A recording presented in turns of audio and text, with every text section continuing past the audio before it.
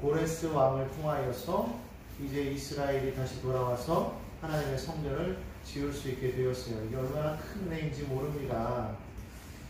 자, 그런데 이렇게 이스라엘 백성들이 모여서 하나님의 성전을 지으려고 하는데, 그때에 오늘 여기 2절에 보니까 스룹바벨들과 족장들에게 누가 나왔다고 그랬습니까? 유다와 베냐민의 대적들이 듣고 나왔다고 그렇게 말하고 있어요. 대적들인데 지금 뭐라고 말하고 있냐면 우리가 너희와 함께 건축했으면 좋겠다라고 말합니다. 이들이 누구라고 그랬어요? 대적이라고 그랬어요. 그런데 지금 와서 뭐 하겠다는 거예요? 함께 협력하겠다고 말하고 있어요.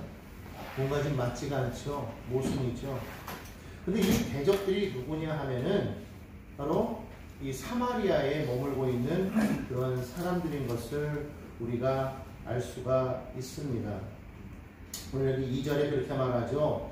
아수르 왕 에살핫돈이 우리를 이리로 오게 한 날부터 우리가 하나님께 제사를 드리노라 하니, 그렇게 말하고 있어요. 아수르는 이미 멸망했죠. 그리고 지금은 바벨론을 지나서 바사의 나라가 되었고, 바사왕 고레스가 지금 이스라엘 백성들을 본토로 돌려 보내었단 말이에요. 근데 지금 이 사람들 왔는데 이 사람들은 누구라고 말하고 있어요? 아수르의 에살핫돈이 자신들을 이리로 데려왔다. 우리를 이리로 오게 했다. 다시 말하면 거기에 원래 살던 사람들이 아니라 다른 곳에 살던 이방인들이 아수르 왕의 정책에 의해서 사마리아를 무너뜨리고 그 빈 땅에 다른 사람들을 불러와서 같이 살게 했다라는 거예요. 결국은 이 북이스라엘에 남아있는 사람들은 이방에서 들어온 사람들로 인하여서 그 피가 섞여버렸다는 거예요. 혼혈이 되어버렸어요. 그러니까 순수한 이스라엘 혈통이 사라져버렸어요. 다시 말하면 원래 그들의 한쪽은 이스라엘 족속이겠지만은 그러나 실제로는 그들은 이스라엘 족속이 아닌 거죠. 오랜 세월 동안 그렇게 피가 섞이면서 그들은 이방신도 섬기고 또 그 땅에 왔기 때문에 하나님도 섬기는 그러한 혼합주의적인 그러한 신앙을 가지고 있었다라는 말입니다. 그들에게 그것이 왜 자연스러웠을까요? 여러분이 잘 아는 것처럼 북이스라엘이 어땠습니까? 바로 여로보암의 길, 아합의 길로 따라갔다고 이렇게 말하고 있지 않습니까? 하나님도 섬기고, 하나님을 섬기는데 정확하게 하나님을 섬기는 것이 아니라 그럴싸하게 비슷하게 하나님을 섬겼을 뿐만 아니라 아합의 때는 아예 하나님을 버리고 이방신을 섬겼다. 그것이 그들의 몸에 배어 있었기 때문에 자연스럽게 이방인들이 들어와서 그들의 신을 얘기했을 때에 그것도 섬기고 하나님도 섬기고 막 섞였다는 거예요. 예전에 일본에 가서 선교할 때 그때 막 사람들에게 전도를 하는데 전도지를 주면은요 정말 잘 받아요. 이 사람들이 이걸 이렇게 싫어할 줄 알았는데 너무너무 잘 받는다 했더니 조금 지나가 버리니까 다 바닥에 이제 버려져 있는 거예요. 마음이 많이 실망을 했어요. 그리고 길거리에서 막 찬양하면서 복음을 전하는데 꼭 귀신 복장 같은 거 입은 애들이 막 지나가면서 우리 앞에 서가지고 지네들도 막 이렇게 서가지고 우리 보면서 막 킥킥거려가면서 그렇게 막 이렇게 우리를 막 조롱하는 그런 모습이었단 말이죠. 그래서 너무너무 화도 나고 답답하고 막 그랬는데 그때 이제 저희를 도와주던 그 일본 분들이 그런 얘기를 하더라고요.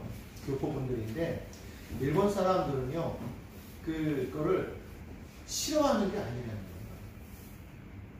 하나님을 전하면, 예수를 전하면 싫어하는 게 아니라는 거예요. 다 받아들인대요.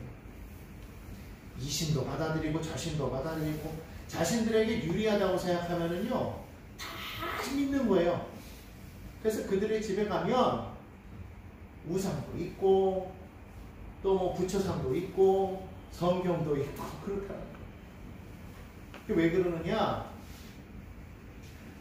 하나보다는 열이 많고 많으면 많을수록 좋다 이런 얘기고, 또 하나는 사람도 각각의 그 특기가 있고 전공이 있는데 신들도 그렇다는 거예요.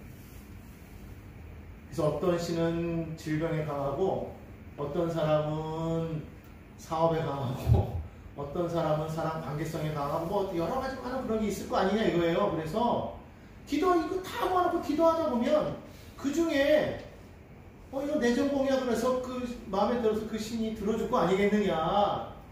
그러니까 다 믿는 거예요. 우리 다 받아들인다 이거. 이 이스라엘 백성들의 모습이 그러니까. 근데 우리 하나님은 그것을 싫어하십니다. 절대로 하나님께서 가나안 땅에 들어갈 때 너희는 그 땅 민족과 어울리지도 말라. 오히려 그들을 다 진멸하라고 말씀하십니다. 그 이유는 바로 이러한 것을 염려했기 때문이다. 그래서 스룹바벨과 예수아가 뭐라고 말하느냐 3절에 보니까 너희와는 이 하나님의 성전을 건축하는데 상관이 없다라고 그렇게 말을 합니다. 우리가 고레스 왕의 명령대로 하나님을 위해서 우리가 홀로 건축하겠다 그렇게 얘기를 합니다. 자 그랬더니 4절에 그 땅 백성이 유다 백성의 손을 약하게 하여 그 건축을 방해하였다고 그렇게 말하고 있습니다. 세상 사람들이 호의를 보이는 것은 왜 그랬을까요? 뭔가 그걸 통해서 자신들의 이득을 얻기 위함일 거예요. 그런데 그게 딱 막히니까 어떻게 합니까? 본색이 나타나는 거예요. 방해를 하기 시작합니다. 유다 사람들 못하게 방해를 하면 어떻게 못하겠습니까? 5절에 보니까요. 바사왕 고레스의 시대부터 바사왕 다리오가 즉위할 때까지 관리들에게 뇌물을 주어서 그것을 막았다고 했어요. 왕이 명령한 거였지만은 그럼에도 불구하고 밑에서 관리들이요 멀리 떨어져 있잖아요. 그러니까 거기서 관리들이 뭐 더 힘이 세니까 그냥 못 들은 척 하는 거예요. 문서가 들어와도 그걸 통과를 안 시키면 뭐 그만 아니겠습니까? 오늘날도 그렇잖아요. 뭐 실무자가 막아버리면 뭐 어떻게 할 수가 없는 거예요. 떡라면 뇌물을 줘서 그렇게 하니 이게 될 수가 있었겠습니까? 결국 어떻게 됐다고 그랬어요? 바사왕 고레스 시대부터 바사왕 다리오가 즉위할 때까지 오늘 24절에 보니까 언제까지라고 그랬어요? 바사왕 다리오 2년까지 중단되었다고 그렇게 말하고 있어요. 이것을 기간으로 따지면 약 한 16년의 기간이 흐릅니다. 16년 동안을 이제 이 성전이 중단되어 버려요. 자, 그런데 오늘 여기 성경에 보니까 좀 이상하게 나와요. 6절에 보니까요.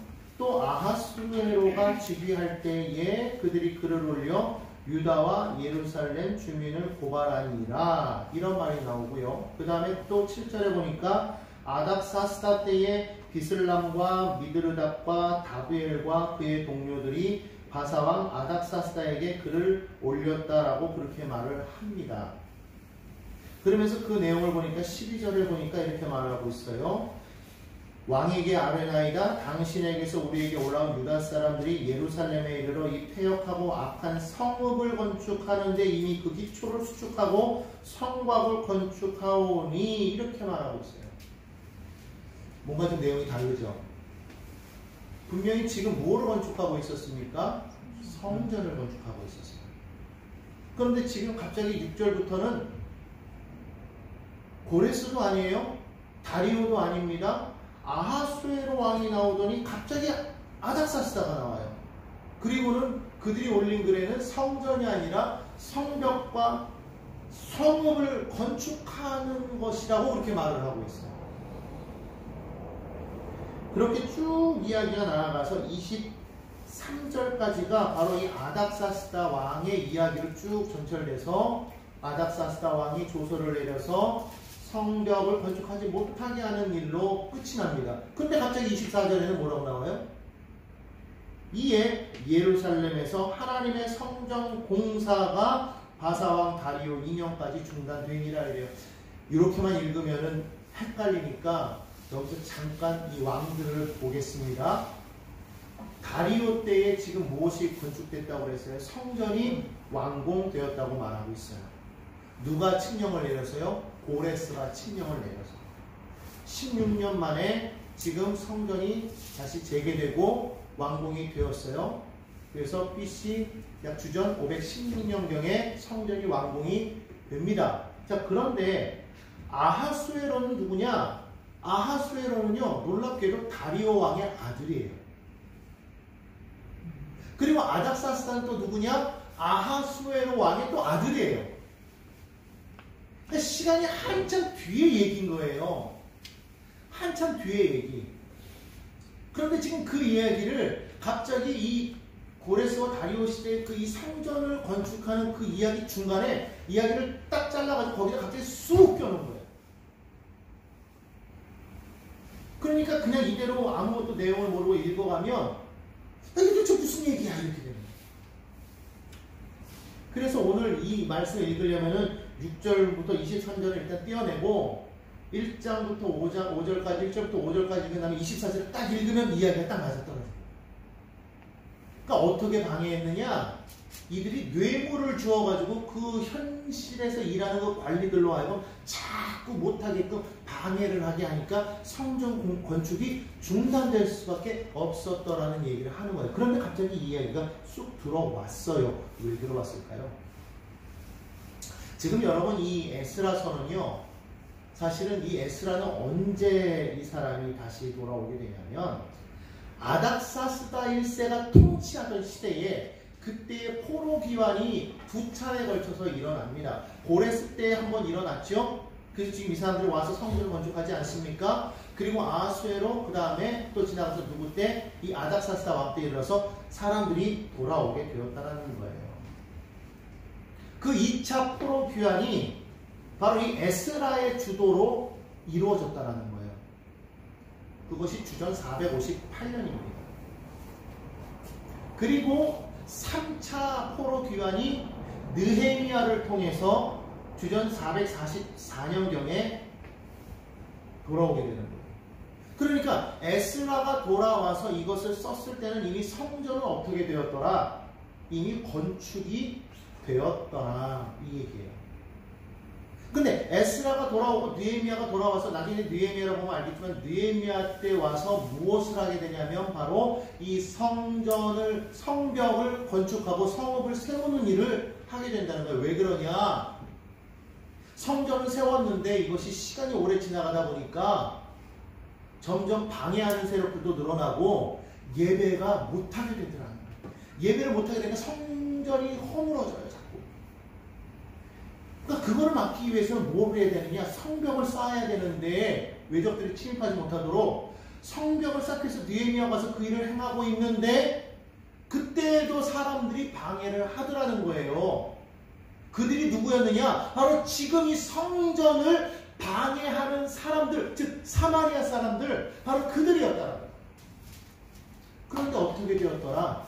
그런데 결국은 이제 5장, 6장으로 넘어가면 성전이 완공되었더라는 거예요. 그 이야기를 하면서 지금 이 이야기를 껴놓은 이유가 뭘까요? 지금 이 에스라서와 느헤미야서는 어느 시점에 씌워진 거냐면 2차 포로 기환, 3차 포로 기환이 이루어진 이후에 성벽을 지금 건축하는 그 과정 속에서 중단된 그 시점에 지금 쓰여졌다는 거예요. 그러니까 그걸 쓴 때에 그것을 읽는 독자는 누구였겠어요? 우리였겠습니까? 아니면 1차 포로 때 그 사람들이었겠어요? 아니겠죠. 바로 3차 포로로 돌아와서 지금 이 성벽을 새롭게 세우려고 하는 그 사람들, 이미 오랜 세월이 지금 시간이 지나갔어요. 벌써 1차와 2차, 3차의 그 기간이 오랜 세월이 흘러갔기 때문에 1차 세대는 이미 벌써 많이 죽었단 말이에요.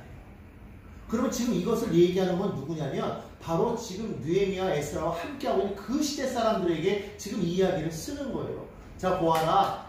성전을 지을 때에도 방해가 있지 않았느냐? 그 방해하던 사람이 똑같이 이 사람들이다. 그 후손들이겠지만 그 사마리아 사람들이 방해했지만 결국은 어떻게 되었느냐? 하나님의 성전이 지어지지 않았느냐? 그러므로 너희 이 성벽을 지을 때 지금 많은 방해가 있어요. 어마어마한 방해가 있어요. 어느 정도까지냐면 지금 여기서는 관리들을 통해서 뇌물을 줘가지고 그냥 밑에서 이렇게 방해하는 거죠. 왜? 왕의 조소가 있었기 때문에 차마 위로부터는 뭐 말을 못하잖아요. 왕이 조소를 내린 거니까.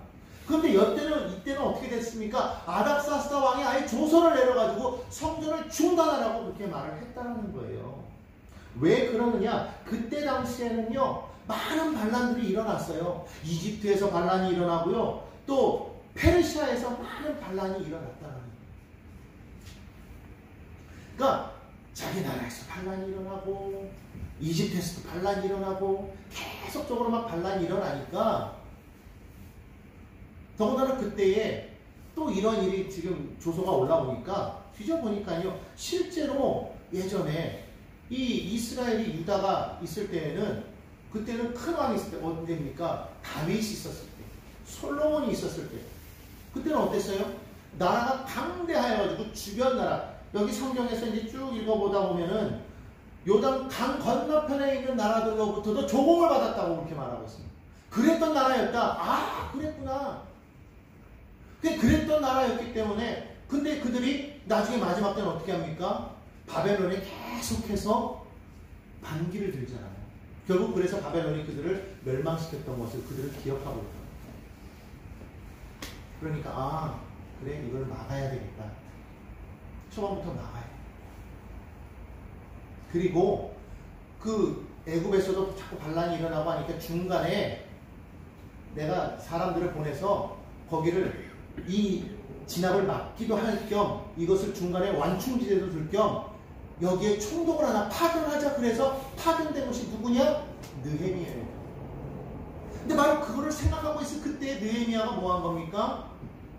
예루살렘의 소식을 듣고 마음이 안타까워서 기도하는 가운데 죽음을 무릅쓰고 왕에게 얘기하였는데 왕이 그것을 딱 듣고는 느헤미야를 총독으로 파견했더라. 세상적으로 보면은 정치적이고 그 당시 주변의 상황이 여러 가지 모든 것이 맞물려 있었겠지만, 그러나 하나님을 믿는 사람의 시각으로 봤을 때 이건 누가 행한 겁니까? 하나님의 것입니다. 그러니까 거기에 딱 맞물려서 총독만 보내면 되겠습니까? 거기 함께 머물러 있을 사람들이 필요하니까 당연히 사람들을 보내야만 했겠죠. 그래서 3차 포로 기환이 이루어질 수가 있었다는 거예요. 얼마나 놀라운 일입니까? 우리가 세상 역사를 자세히 보면은요, 마치 세상의 모든 것들이 사람들이 만들어가는 것 같아도, 그런데 그 모든 것이 하나님의 그런 주권 안에서 이루어지고 있음을 보게 된다는 거예요. 오늘도 마찬가지입니다. 우리가 살아갈 때에 정말 하나님의 일을 한다고 할 때에 세상은요, 우리를 방해하려고 한다. 오늘도 그렇지 않습니까? 물론 코로나 때문에 여러 가지 많은 변화가 있었겠지만, 그러나 지금 얼마나 많은 사람들이 교회를 향해서 부정적인 얘기를 많이 하고 교회를 자꾸만 무너뜨리려고 하잖아요. 자꾸만. 교회가 우리나라에 이 땅 가운데 복음이 들어와서 한동안 복음으로 인해서 이 땅이 많이 변화되어지고 뭔가 회복되어지고, 또 여성들이 이제 학문을 배우게 되어서 남녀 평등이 이루어지고 의학이 발달되어지고 교육이 자꾸 세워지고, 그러니까 나라가 안정되어 가고, 그전에는요 참 가난하고 게으르고 정말 막 그런, 우리 그 구한말에는 정말 그러지 않았습니까? 막 그런 상황 속에서 복음이 들어오면서 막 변화가 되어지고 뭔가 새롭게 되는 그런 상황이었잖아요. 물론 그런 상황 속에서 갑자기 그 일본이 우리나라를 점령하고 또 6.25 동란이 발생하면서 많은 것이 중단되었지만, 그럼에도 불구하고 그때 당시에 일어났던 그 신앙의 뜨거운 그 열정이 식어지지 않아서 결국에는 우리가 이 1990년대가 이르기 전까지 얼마나 많은 신앙의 부흥을 이루었어요. 계속해서 막 복음운동이 일어나고, 그때는 막 폭발적으로 부흥하지 않았습니까?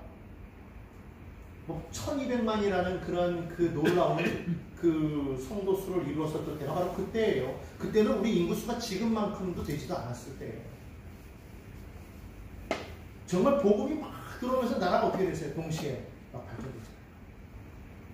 그죠? 마치 무엇과 같습니까? 이스라엘 백성들이 바벨론에서 돌아와서 성전의 그 기초를 닦은 것과 같아요.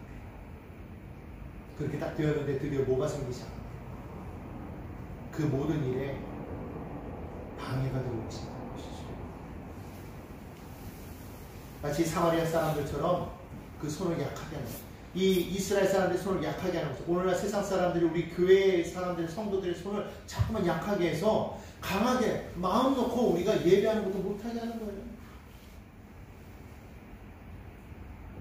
예전에는 나가서 거리에서 막 찬양하면서 마음껏 우리 외쳐가면서 그러면서 복음을 전했단 말이죠. 심지어는 뭐 버스에서도 전하고, 우리 신학생들 같은 경우에는 버스에서도 꼭 전하고, 그게 아예 무슨 뭐 하나의 그냥 그 과정 같았어.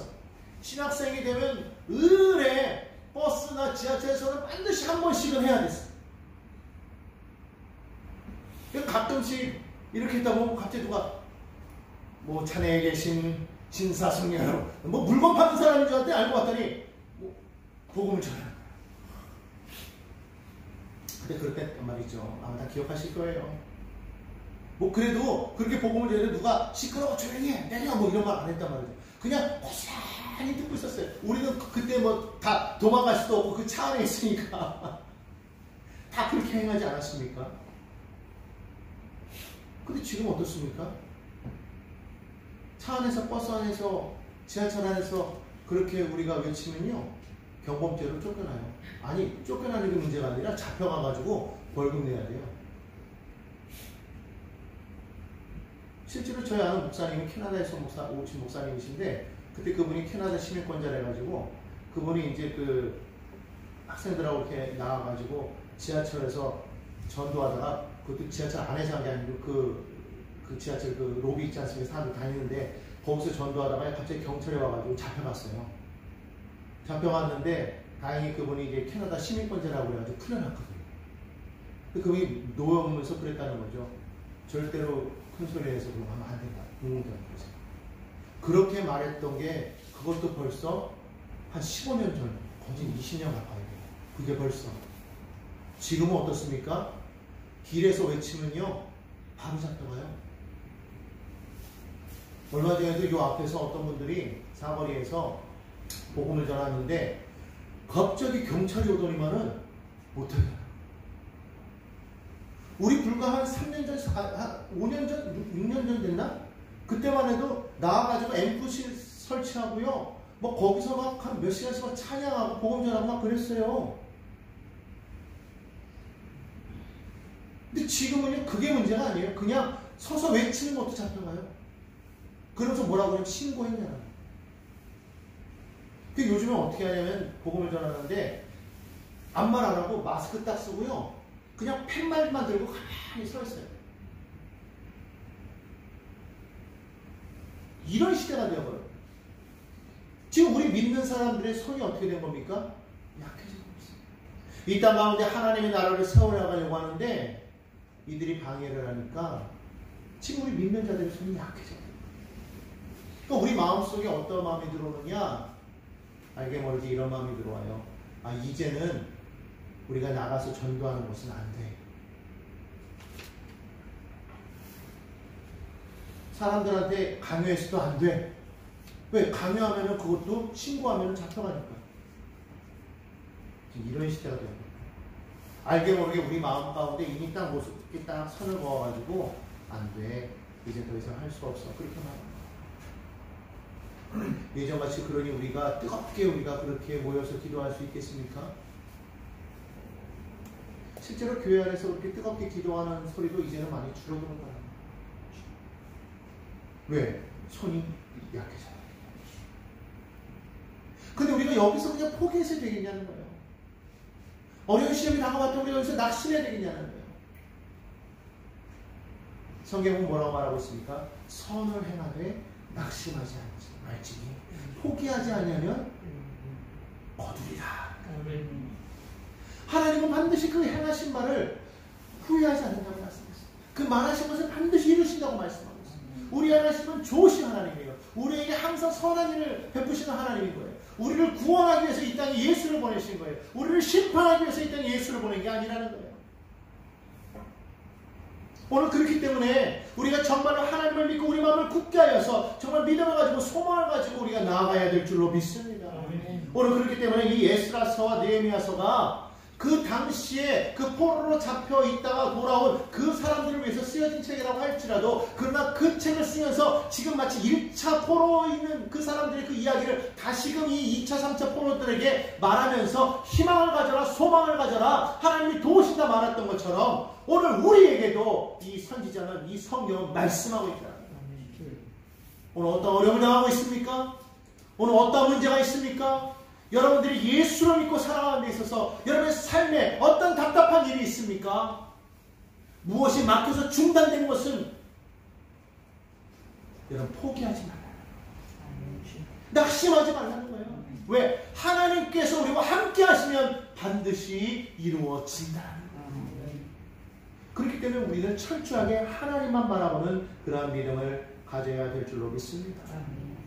세상은요, 교묘하게 교회를 자꾸만 방해를 해요. 그렇지 않습니까? 코로나 때도 보십시오. 다른 데는 안 그랬는데 코로나 때 교회만큼은 모이는 걸 막 중단을 시켰잖아요. 그때 당시 뭐 식당에는 뭐 사람들 막 왔어도 교회는 못 오게 했단 말이죠. 왜 그렇습니까? 세상은 교회가 서는 것을 싫어한다. 오늘 여러분 이걸 분명히 알고 우리도 분명하게 우리는 이야기해야 될 줄로 믿습니다. 하나님은 살아계시고 그 행하신 바를 반드시 이루신 하나님, 참 좋으신 하나님, 바로 나의 삶 가운데 우리 하나님께서 모든 것을 이루어 주실 줄로 믿습니다. 분명한 믿음을 가지고 살아가는 우리 모두가 되어야 될 줄로 믿습니다.